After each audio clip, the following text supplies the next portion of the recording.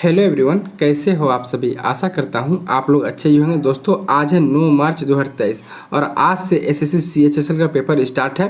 तो first shift का paper समाप्त हो चुका है। तो इसमें पूछे गए जीके, साइंस, करंट अफेयर के हम लोग मैक्सिमम प्रश्न देखने वाले हैं। ऑल क्वेश्चन आर 100% रियल और ऑथेंटिक है। स्टूडेंट के द्वारा ही बताए गए प्रश्न है। चैनल पर नए हैं तो चैनल को सब्सक्राइब कर लीजिएगा। आपको हर शिफ्ट का एग्जाम का एनालिसिस करवाया जाएगा। आइए हम लोग देखते हैं फर्स्ट शिफ्ट में कहाँ से कितने क्वेश्चन पूछे गए थे। देखिए, एक क्वेश्चन पूछा गया था कि रजिया सुल्तान को गति लिखा दिया गद्दी से कब हटाया गया था। रजिया सुल्तान को गद्दी से कब हटाया गया था। तो इसका राइट आंसर क्या हो जाएगा। सही उत्तर 1240 है। ऑप्शन भी 1240 दिया हुआ था, स्टूडेंट के द्वारा बताया गया है। ये रजिया सुल्तान को 1240 में अपदस्थ किया गया। ठीक है, तो 1240 इसका राइट आंसर हो जाएगा। रजिया सुल्तान को गद्दी से 1240 में हटाया गया था। नेक्स्ट क्वेश्चन पूछा गया था, खेड़ा सत्याग्रह महात्मा गांधी ने कब शुरू किया था। खेड़ा सत्याग्रह महात्मा गांधी ने कब शुरू किया था। तो इसका राइट आंसर क्या हो जाएगा।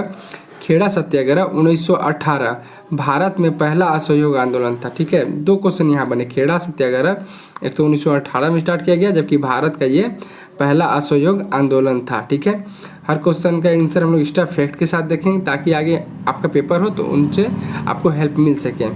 एक क्वेश्चन पूछा गया था, नेक्स्ट क्वेश्चन कि क्षोभ मंडल की औसत ऊंचाई क्या होती है। क्षोभ मंडल की औसत ऊंचाई क्या होती है। तो इसका राइट आंसर क्या हो जाएगा।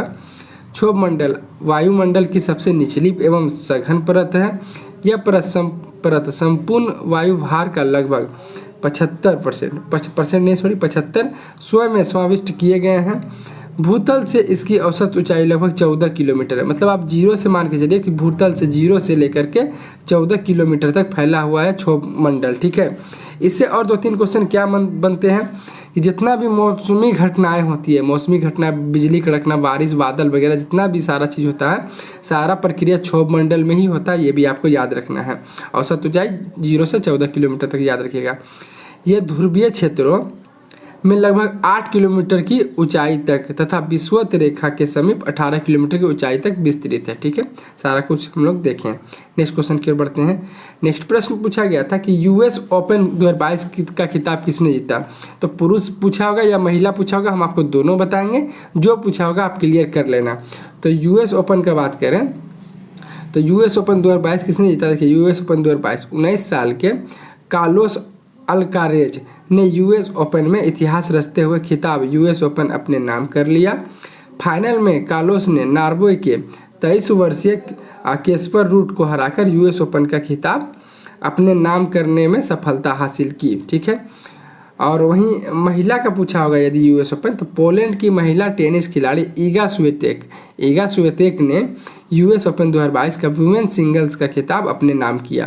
तो जो पूछा होगा आप क्लियर कर लेना। क्योंकि देखिए, स्टूडेंट पेपर देख के आते हैं ना, तो थोड़ा सा कंफ्यूज तो आप भी होंगे। ये इसमें कोई भी मतलब बताने का जरूरी नहीं, थोड़ा सा कोई भी कंफ्यूज करता है, कितने भी बड़ा स्टूडेंट क्यों ना हो, तो थोड़ा सा कंफ्यूज होता है, तो उस हिसाब से क्लियर करना पड़ता है।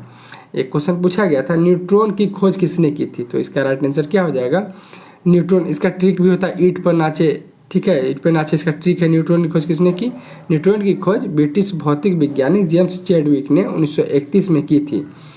न्यूट्रॉन एक आवेश रहित मूलभूत कण है जो परमाणु के नाभिक में प्रोटॉन के साथ पाए जाते हैं। ठीक है, नेक्स्ट क्वेश्चन की ओर हम लोग बढ़ते हैं। ईंट पर नाचे, देखिए इलेक्ट्रॉन की खोज थॉमसन ने किया था, रदरफोर्ड ने किया था उसका। ठीक है, तो इसी हिसाब से ईंट पर नाचे ट्रिक बनता है, आप लोग देख लीजिएगा।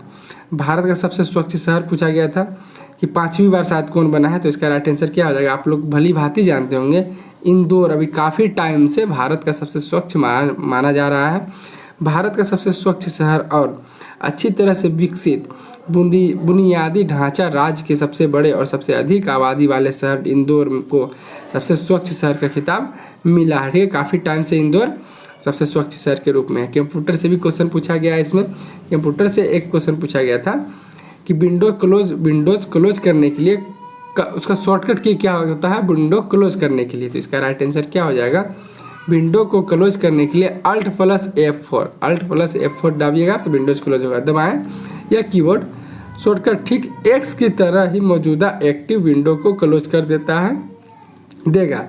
यदि आप जिस विंडो का इस्तेमाल कर रहे हैं उसमें टॉप राइटर कॉर्नर में X नहीं है तो की के इस कॉम्बिनेशन को आपके काम आना चाहिए। ठीक है, आगे देखते हैं हम लोग प्रश्न।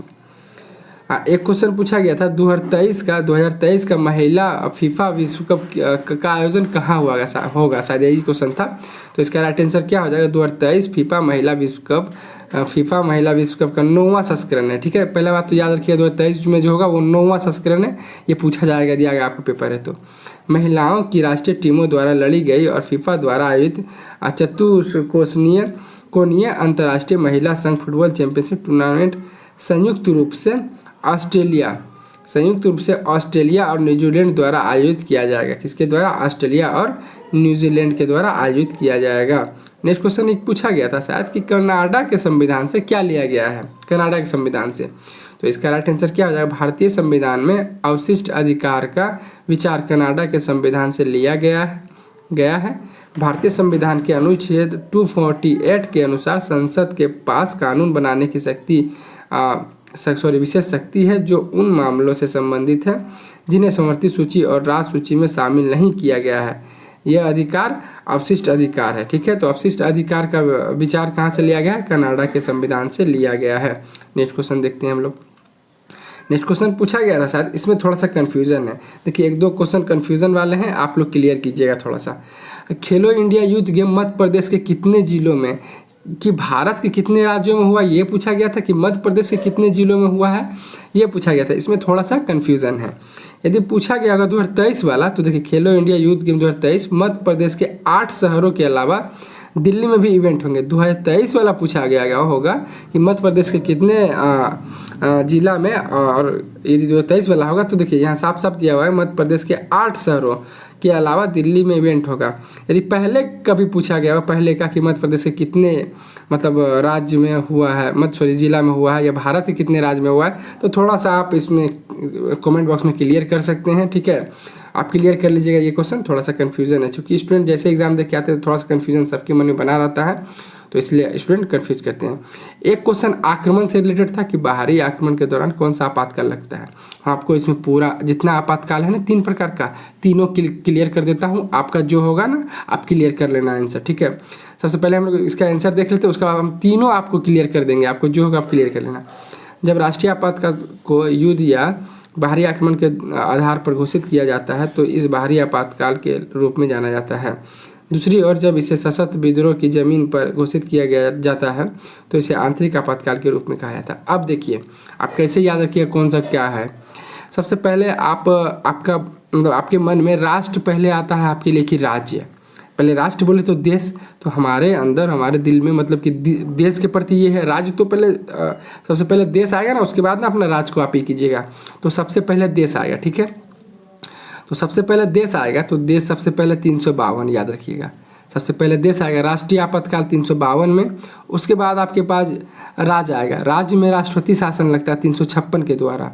और 360 है वृत्तीय आपातकाल, जो कि अभी तक एक भी बार नहीं लगा है वृत्तीय आपातकाल 360 में। तो 3 प्रकार के आपातकाल होते हैं। एक तो पहले राष्ट्र में राष्ट्रपति शासन 352 में, राज्य में राष्ट्रपति शासन 356 और वृत्तीय आपातकाल 360 याद रखिएगा। आपको दिया हुआ था राष्ट्रीय आपातकाल 352 वाला शायद दिया हुआ था। 352 आपका राइट आंसर होना चाहिए था।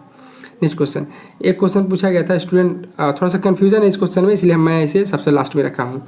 वर्ली कला शायद पूछा गया था कहाँ का नृत्य है। वर्ली कला क्या यही था या अलग था, आप बताना। स्टूडेंट के द्वारा बताया गया है। खैर ये क्वेश्चन वर्ली कला कहाँ का नृत्य, तो यदि वारली आर्ट पूछा गया होगा तो महाराष्ट्र की लोक चित्रकला है। वारली शब्द सबसे बड़ी जनजाति से प्रेरित है जो मुंबई महाराष्ट्र के उत्तरी बाहरी इलाके में पाई जाती है।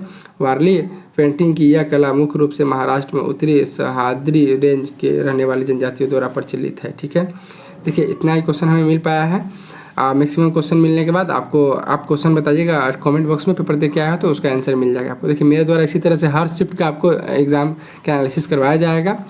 आप लोग चैनल पे नए हैं तो प्लीज़ चैनल को सब्सक्राइब करके रख लीजिएगा। आपको हर शिफ्ट का एग्जाम का एनालिसिस कराया जाएगा, वो भी सटीक क्वेश्चन के साथ। तो चलिए, मेहनत पसंद आया हो तो एक लाइक, चैनल को सब्सक्राइब जरूर करना। मिलेंगे नेक्स्ट शिफ्ट के वीडियो के साथ, तब तक के लिए जय हिंद, जय भारत, वंदे मातरम।